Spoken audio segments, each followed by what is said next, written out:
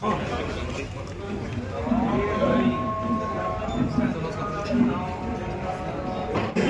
Party పక్షాల స్వాగతం పలుకుతూ ఇవాళ మనం గొప్పగా చెప్పుకోవచ్చు. ఇవాళ గత గడిచిన 2 సంవత్సరాల లోపల లక్ష్మణ్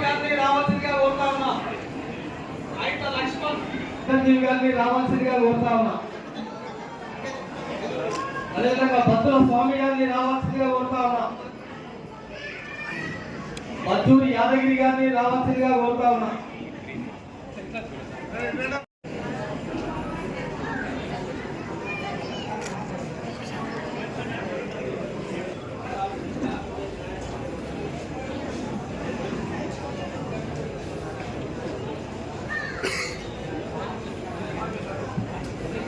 దయచేసి వేదిక మీద ఉన్నటువంటి నాయకులందరూ కూడా చెప్పినట్టు ప్రభుత్వంలో మీ అందరూ తెలుసు ఎట్లా ఈ రాష్ట్రాన్ని మంచిగా అభివృద్ధి చేస్తామనుకుంటే పోటీ చేసే ఎన్నికలు ఉంటే కనుక మీరు అందరూ కూడా అందరికీ అవకాశం వస్తుంది.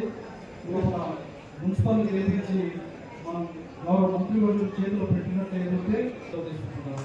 జై తెలంగాణ, జై తెలంగాణ చెప్పినట్టు ప్రభుత్వంలో మీ అందరూ తెలుసు ఎట్లా ఈ రాష్ట్రాన్ని మంచిగా అభివృద్ధి చేస్తామనుకుంటే ఒక అప్పుల రాష్ట్రం చేసి పెట్టినారు.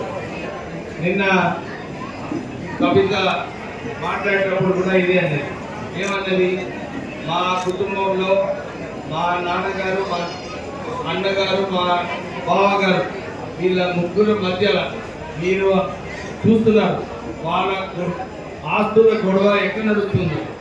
కేవలము మన రాష్ట్రాన్ని దోచుకొని ఆ ఆస్తుల మీద వాళ్ళ కుటుంబ సభ్యులలో గొడవ నడుస్తున్నారు. మీరందరూ గమనించాలి. టీఆర్ఎస్ పార్టీలో మనమందరం ఉద్యమంలో మనం పైసలు పెట్టి మనం ఉద్యమం చేస్తాం. కానీ ఈరోజు టీఆర్ఎస్ పార్టీ ఇంత ధనిక పార్టీ ఎట్లయింది? కేవలము ఈ కాళేశ్వరం ప్రాజెక్ట్ లెక్క కట్టి కమిషన్లు దోచుకొని వాళ్ళందరూ కూడా కరోడ్పతి లేదు.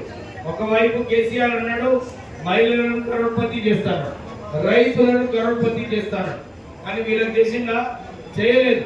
కానీ ఆయన కుటుంబ సభ్యులు లక్షలాది కోట్ల రూపాయలు సంపాదించుకొని పెద్ద పెద్ద బంగ్లాలు, మనకేమో డబుల్ బెడ్రూమ్ ఇల్లు కట్టలే, వాళ్ళేమో ఒక 100 ఎకరాలన్నా ఫామ్ హౌస్ కట్టుకున్నారు. అంటే కేవలము ప్రజా సొమ్మును దోచుకొని వారు ఇష్టం వచ్చినట్టు వారు వ్యవహరిస్తున్నారు. మనం గమనించి మీరు మొన్న 23లో వారు సరైన గుణపాఠం మీరందరూ కూడా నేర్పించినారు. వారికి ఇప్పుడు కూడా బుద్ధి వస్తలేదు. జూబ్లీ ఎలక్షన్ కూడా మేము గెలుస్తున్నాం అని చెప్పి సోషల్ మీడియాలో అన్ని ప్రచారాలు చేస్తున్నారు. కానీ 25,000 ఓట్లతోని అక్కడ కూడా ఓడిపోవడం జరిగింది. అంటే కేవలము వారు కొన్ని సోషల్ మీడియాలో పోస్టులు పెట్టుకొని మేము చాలా బలంగా ఉన్నాము, మేము ముందుకు పోతున్నామని చెప్పి ఒక డ్రామా వేయడం జరుగుతుంది. కానీ ప్రజలకు తెలుసు ఆ పార్టీ ఎట్లా చేసిందో.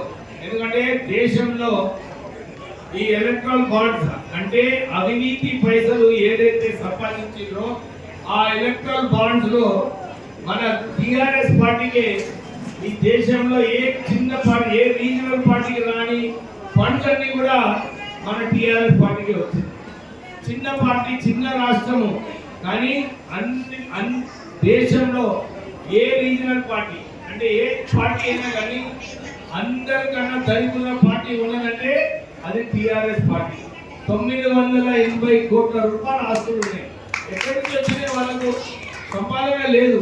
కేవలం ప్రజా సొమ్మును దోచుకొని వారి ఆస్తులు పెంచుకోవడము, పార్టీ ఆస్తులు పెంచుకోవడము టీఆర్ఎస్ పార్టీకి అయింది. ఇవాళ సమయం గారు చెప్పినట్టు కేవలం కాంగ్రెస్ పార్టీలో ఏదైతే అభివృద్ధి కార్యక్రమాలు, గ్యారంటీ కార్డులు, ప్రజలకు మేలు కావాలని చెప్పి ఏదైతే సంక్షేమ కార్యక్రమాలు కాంగ్రెస్ పార్టీ చేస్తుందో అది చూసి వాళ్ళు రావడం జరిగింది. వాళ్ళకి కూడా ఆహ్వానిస్తూ మా పార్టీని ఇంకా బలంగా తీసుకువెళ్ళాలని చెప్పి